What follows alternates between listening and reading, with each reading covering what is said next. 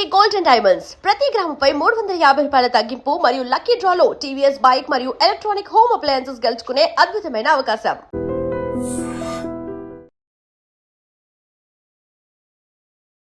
నమస్తే రమ్మగారు. నమస్తే జయ.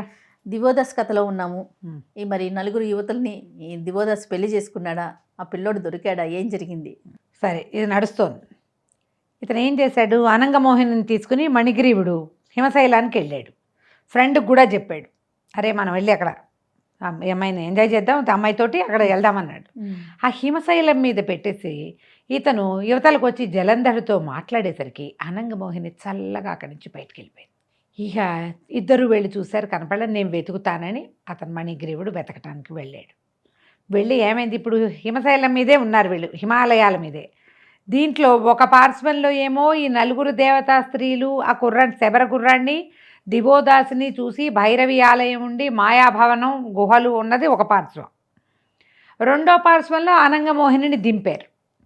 ఆవిడ అదంతా చుట్టుకుని ఈ మాయాభవనంలోకి ప్రవేశించేసింది. వెళ్ళి అనుకున్నాడు ఇతను మణిగ్రీవుడు, వెతకడానికి వెళ్ళాడు. వెళ్తే ఏమైంది, దారి క్రమంగా మూసుకుపోయి ఏదో బిలంలాగా అయ్యింది. ఆ బిలంలోకి ప్రవేశిస్తే ఇరుక్కుపోయాడు, కానీ ముందుకెళ్ళడానికి దారి లేదు, వెనక్కి రావడానికి దారి లేదు. ఏం చెయ్యాలో తెలీదు. ఈ జలంధరుడు ఎంతసేపు చూసినా మణిగ్రీవుడు రాల. లోపలికి వెళ్ళి అక్కడికి వెళ్ళి చూస్తే అక్కడ అనంగమోహిని లేదు, మణిగ్రీవుడు లేడు. ఆ జలంధరుడు ఒళ్ళు మండిపోయింది. విడుదుంపదిగా కిందటిసారి కూడా వీడు హేమావతి బిల్డింగ్లో ఇలాగే చేశాడు. ఇక్కడ దాకా నన్ను సహాయానికి తీసుకొచ్చి ఆ అమ్మాయిని వాడే సొంతం చేసుకోవాలని చూస్తున్నాడు. వీడి సంగతి చెప్తాను నేను. ఇప్పుడు ఒకసారి కదా, అప్పుడే కాక గొడవ అయింది వీళ్ళిద్దరికి. అతను హుటాహుటిన ఆ హిమత్ పర్వతం మీద నుంచి దిగి రావటం మొదలు పెడితే అక్కడ ఇతనికి ఆ శబర కుర్రాడు కనిపించాడు. వాడు అక్కడి నుంచి పారిపోయాడు కదా, ఈ అమ్మాయిలు చూసి పారిపోయాడు. వాడు కనపడేసరికల్లుడు, ఊరిని దుంపదేగా నువ్వు వెళ్ళవేమిట్రా, ఎన్నిసార్లు నేను అక్కడి నుంచి ఇక్కడి పడితే మళ్ళీ ఇక్కడ దాపురిచ్చావు, ఎక్కువ పెట్టెలోకి ఎక్కని గట్టిగా అరిస్తే వాడు కంగారు పడి పెట్టెలో దాక్కున్నాడు. వీడేం చేశాడు, ఈ జలంధరుడు మంట కోపంగా ఉంది. మణిగ్రీవుడు అనంగమోహిని చేజిక్కిచ్చేసుకున్నాడని మంట. అక్కడ అంత గొడవ చేసుకుని ఇక్కడికి వస్తే మళ్ళీ ఇద్దరం కలిసాము, మేమిద్దరం ఫ్రెండ్స్ అయ్యాము, ఆ అమ్మాయిని మేము సొంతం చేసుకుంటున్నామని అక్కడ ప్రచారం చేసుకొచ్చాడు. అవును, ఇవి వెనక్కి వెళ్తే వాళ్ళందరూ ఏమంటారు? ఆ కోపంతో ఈ విమానంలో ఈ పెట్టెని పడేసుకుని తీసుకుపోయి ఆకాశ మార్గంలో నుంచి కిందకి విసిరేసాడు. ఓకే, పెట్టెతో సహా జీవించి ఉన్న శబర బాలుడు కిందకి పడిపోయి ఎక్కడో నీళ్ళలో పడిపోయాడు. ఎక్కడ పడిపోయాడు వాడు. ఈ మణిగ్రీవుడు ఇరుక్కుపోయాడు, దొరకలేదు. ఇతను ఏం చేశాడు, ఇక లాభం లేదని అక్కడి నుంచి బయటకు వచ్చి ఇంకో పక్కకి నడవటం మొదలుపెట్టాడు. భాగీరథి వడివడిగా ప్రవహిస్తోంది దూరంగా. అక్కడ ఒక స్త్రీ కూర్చుంది. ఇతను అనంగమోహిని కూర్చుందని గబగబా వెళ్ళాడు. అక్కడికి వెళ్ళేసరికల్లా తీరా అనంగమోహిని కాదు, అక్కడ గుణవతి తన చెల్లెలు కూర్చుంది. వెనక నుంచి చిత్రలేఖ వచ్చింది. ఏమిటమ్మా మీ అన్నయ్య వచ్చినా చూసుకోవట్లేదు నువ్వు అనేసరికల్లా అమ్మాయి ఏడుస్తూ కూర్చునింది అక్కడ. వెనక్కి తిరిగి చూసి అన్నయ్యని నానా మాటలు తిట్టిపోసింది. నేను దివోదాసుని వరించాను. నాకు అమ్మవారు స్వయంప్రభాదేవి చెప్పింది మానవ చక్రవర్తి నాకు భర్త అవుతాడని. అరిందముడు నాకొద్దు. నేను నా తండ్రికి కూడా చెప్పేసా, ఇది కూడా ఆ వివాహం చేసుకునేందుకు ఉంది కదా స్వయంవరం, నేను దాన్ని కూడా తోసిరాజన్నాను. నువ్వేమో నా భర్త, నా కాబోయే భర్త నాకు అప్పచెప్పిన ఆయన రెండో భార్యను తీసుకుపోయావు. ఆవిడ నీకు చెల్లెలవుతుంది. నా సవితి నీకేమవ్వాలి? ఆమెను చెరబట్టడం ఏమిటి? నీకు వ్యామోహం ఏమిటి? అసలు ఆవిడ పోనీ దివ్య స్త్రీ కాదు, మానవ స్త్రీ కాదు, నాగకన్య అయిపోయింది. అసలు మనకు పనికొస్తుందా? నువ్వు ఈ పని చేసావు అనేసరికల్లా అతనికి ఏం చెప్పాలో తెలియలే. నానా మాటలు తిట్టింది. స్త్రీల కోసం నువ్వు ఎంతకి దిగజారిపోతావో, నువ్వు ఎవరిని వదిలిపెట్టవు. నీ సంగతి నేను మన తండ్రికి దేవేంద్ర సభలో కూడా నేను చెప్పేస్తాను. నువ్వు ఇట్లా నా జాగ్రత్తలో నా పాలనలో ఉన్న స్త్రీని, అది కూడా భూలోక చక్రవర్తి వరించిన స్త్రీని నువ్వు ఎత్తుకుపోయావని, ఆమె నాగకన్యని చెబితే నీకు రౌరవాది నరకాల్లో పడతావు నువ్వు అని నానా మాటలు తిట్టిపోసేసి తను తలవంచుకున్నాడు. చెల్లెల ముందు అవమానం కదా. అవునుగా. సరే ఏమన్నాడు, సరేలే నేను ఏదైనా ప్రయత్నం చేస్తాను అంటే, నువ్వేం ప్రయత్నం చేస్తావు, ఆయన ఎక్కడికి వెళ్ళిపోయాడు, అమ్మాయిని అక్కడెక్కడ వదిలిపెట్టి అది ఎక్కడికి వెళ్ళిపోయిందో నాకు తెలియదు అంటాడు. నమ్మదు చెల్లెలు. ఆయనేమో ఆ శబరబాలుణ్ణి వెతుక్కుంటూ వెళ్ళాడు అనగానే శబరబాలుణ్ణి మేము ఇక్కడే వదిలిపెట్టాంగా అన్నాడు. ఇంకా ఆయన వెతుక్కుంటూ ఉంటాడు ఎక్కడో చోట. ఇక నా బాధలు మాట్లాడుకున్నారు ఇద్దరు. తర్వాత అతను ఒప్పుకున్నాడు, సరే నన్ను క్షమించు, అనంగమోహిని ఎక్కడైనా దొరుకుతుందేమో వెతుకుతాం, ఆమెని నువ్వన్నట్టే నేను దివోదాసుకే అప్పచెప్తా. ముందు నేను దివోదాసుని భూలోకానికి పంపించేయాలి. ఆయన ఇప్పుడు మమ్మల్ని అందరినీ రావద్దన్నాడు, ఆయన ఎట్టా వస్తాడు? అతను రాకూడదు కదా. కానీ వచ్చాడు, అతను ఏదో ఒక కార్యం మీద వచ్చాడు. ఆ అమ్మాయి ఏమందంటే, నువ్వు ఆడవాళ్ళ కోసం భూలోకంలోకి వచ్చావు, ఆయన ఒక మహత్కార్యం కోసం వచ్చాడు, ఒకళ్ళకి మాట ఇచ్చి ఆ మాట కోసం వచ్చాడు, నువ్వు ఆయన ఒకటేట అవుతారు. సరే సర్దుకున్నారు వీళ్ళు. సర్దుకుని ఇప్పుడు ఈ జలంధరుడు ఎక్కడున్నాడు, ఈ పిల్లాడు ఎక్కడున్నాడు వెతుకుదామని భావించారు. ఈ మన దివోదాసు అరిందముడు ఇద్దరు మాయాభవనంలోంచి బయటకు వచ్చారు. ఆ భవనం లోపల వాళ్ళు తిరిగి వస్తుంటే వాళ్ళకి కనపడ్డాయి ఇక్కడ రకరకాల వలలు అవి ఉన్నాయి. ఎవరైతే ఈ వలల్లోకి చిక్కకుండా ఆ కత్తుల బోన్లో పడకుండా అది ఇట్లా పైనుంచి పడిపోయేందుకు ఒకటి ఉంది సాధనం, దాంట్లోనే పడ్డాడు అరిందముడు. దీన్ని తప్పించుకుని ఈ మొత్తం తలుపులన్నిటినీ చూసిన వాడికి ఇక్కడున్న రత్నరాశి అంతా సొంతమవుతుంది అని రాయబడింది. ఇప్పుడు ఆ చూడగలిగింది ఎవడు? దివోదాసు ఒకడే. అతనే ఈ ద్వారాలన్నీ దాటుకుంటూ వచ్చాడు. ఈ సంపద అంతా అతనికే దక్కుతుంది, అక్కడున్న 4 కన్యలు వీళ్ళకే దక్కుతారు. ఈ దక్కడం సరే, ఇప్పుడు ఏమైపోయింది, ఆ కుర్రాడు ఏమైపోయాడో వాళ్ళకి తెలియలే. అసలు అనంగమోహన్ సమాచారం లేదు ఆయనకి. ఆయన ఏమనుకుంటున్నాడు, నేను గుణవతి దగ్గర దాపెట్టాను అమ్మాయిని అనుకుంటున్నాడు.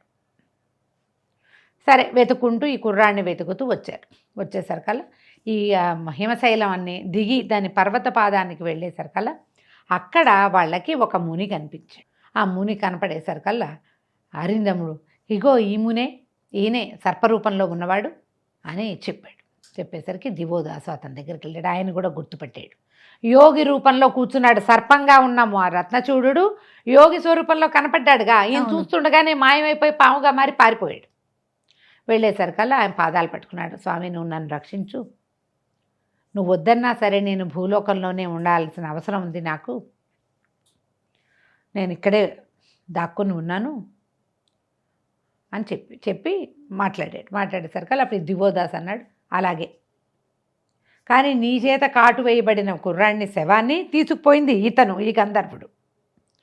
అతని దగ్గర నుంచి కూడా ఈ కుర్రాడు తప్పించుకున్నాడంటే ఆయన ఏమన్నాడు, రత్నచూడు, అయ్యో ఆ కుర్రాడు నాకు లభించాడు, నేను చూశాను, నేను ఇక్కడ తపస్సు చేసుకుంటున్నాను, ఆకాశం నుంచి ఏదో ఒక పెట్టొచ్చి నీళ్ళల్లో పడింది, ఆ పడింది ఏమిటో చూద్దామని పెట్టె తీస్తే అందులో నాకు ఒక బాలుడు కనపడ్డాడు, వాడు నేను కాటేసిన శబరబాలుడే, నేను సర్పంగా ఉన్నప్పుడు నేను అతన్ని బయటికి తీసుకొచ్చాను, నేను కాటేశాను కదా, నువ్వు ఎట్లా బతికావు ఏమిటి అంటే వాడు ఈ కథ అంతా చెప్పుకొచ్చాడు.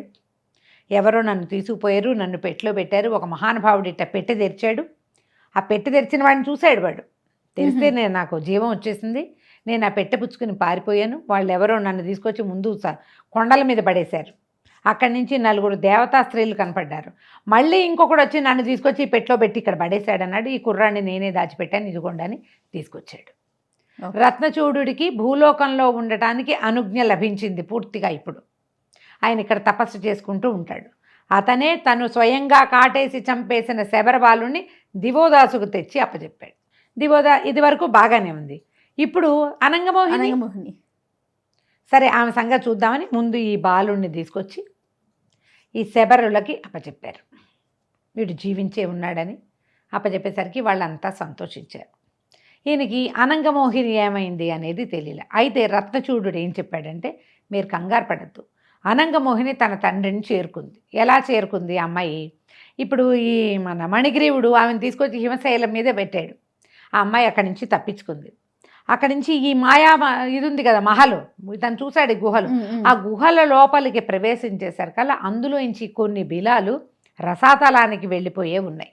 పాతాళానికి ఇప్పుడు మనకి భూమి కింద పాతాళం కదా, అతల వితల సుతల తలాతల రసాతల మహాతల పాతాళ లోకాలు ఉంటాయి వరుసగా, అన్నున్నాయి 7. పైకి కూడా భూలోక, భువర్లోక, సువర్లోక, తపోలోక, జడలోక, ఇవి కూడా పైకి లోకాలు ఉన్నాయి. ఊర్ధ్వలోకాలు 7, అధోలోకాలు 7. మధ్యలో మనం ఉన్నాం. అవి 6 ఈ 6 కాబోలు, లేదా అవి 7 ఈ 6. అయితే ఈ లోకాల్లో అమ్మాయి ఆ వెళ్ళిన బిలము అది ఎట్లా అమ్మకి దారి తీసిద్ది? భూలోకంలో ఈ రసాతలంలో ఉన్నటువంటి అమ్మవారి ఆలయం వెనకాలకి వెళ్ళిపోయింది అమ్మాయి. ఓహో. వెళ్ళి ఆ అమ్మవారి విగ్రహం వైపుకి వెళ్తుంటే అప్పుడే వాసుకి వచ్చి అమ్మవారికి నమస్కారం చేసి ఆ భూలోకంలో ఉన్నటువంటి అమ్మవారికి తమ లోకం రసాతలంలో, నా కూతుర్ని కంటపడే తల్లి, నాకు ఇంకా ఏ ఆశ లేదు, ఏం జరిగిందో తెలీదు, రాక్షసుడు ఎవడో ఎత్తుకుపోయాడు, భూలోకంలో ఉందన్నారు, భూలోకం నుంచి ఏ సమాచారము రాలేదు, నా సొంత కూతుర్ని కంటపడేయి అనగానే అమ్మవారి విగ్రహం వెనకాల నుంచి బయటకు వచ్చింది అనంగమోహన్. ఆయన ఆశ్చర్యపోయాడమ్మా, ఎటా వచ్చావు నువ్వంటే, ఏవో రకరకాల చేతులు మారాను, కానీ నేను భూలోక చక్రవర్తిని వరించాను, ఇలా జరిగింది, ఆయన నన్ను వివాహం చేసుకుంటానని మాట ఇచ్చాడని చెప్పింది.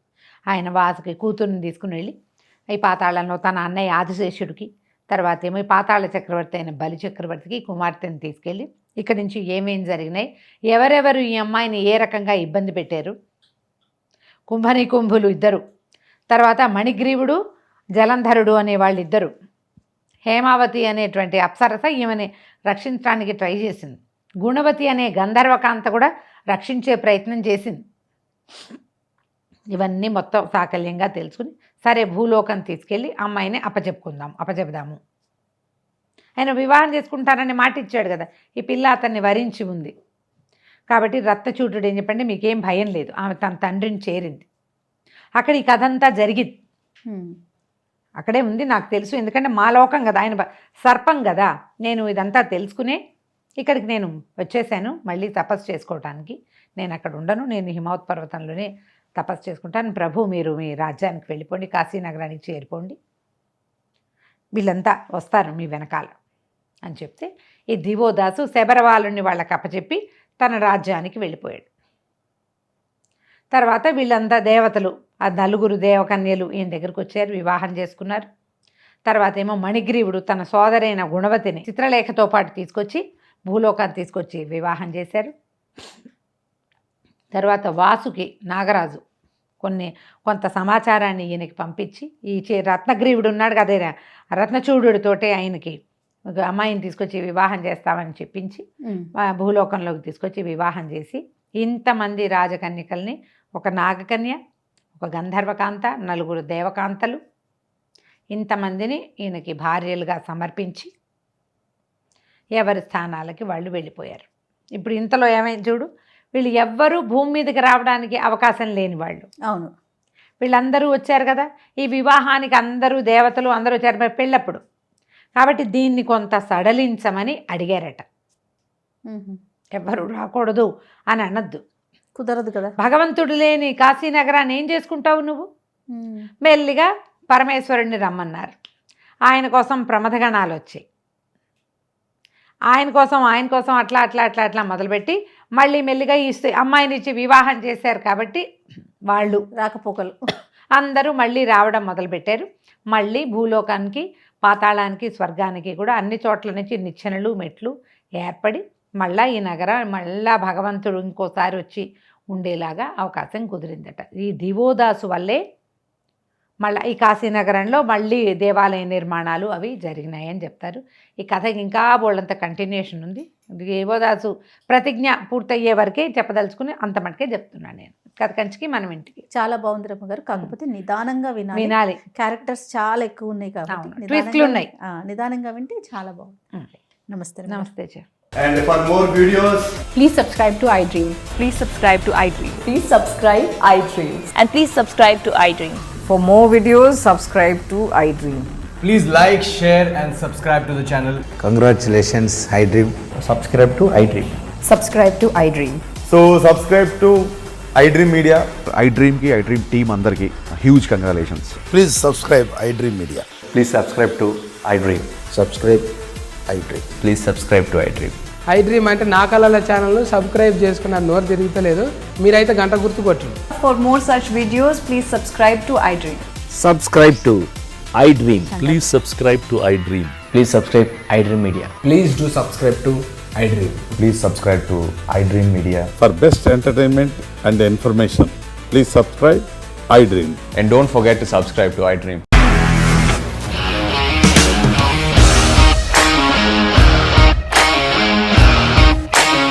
ఇండస్ట్రీలో కమిట్మెంట్ ఇష్యూస్ వస్తే నీకు కూడా వచ్చినట్టు. మార్నింగ్ తీసుకెళ్ళాడంటే కొట్టి పడేస్తాడు.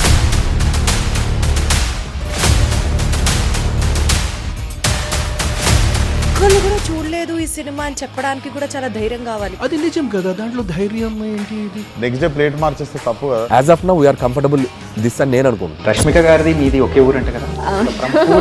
నీకు కోపం వచ్చిందంటే బాగా తిట్టేత్తరా? తిట్టేద్దామండి. నిజంగా గేమ్ ని ఎలా చేంజ్ చేయగలిగారు? ఏపీఎస్ఎఫ్సి వాళ్ళకి 6 నెలల్లో నేను 6 లక్షలు కట్టా. బిజినెస్ చేయాలనుకుంటే it is as difficult as riding a tiger.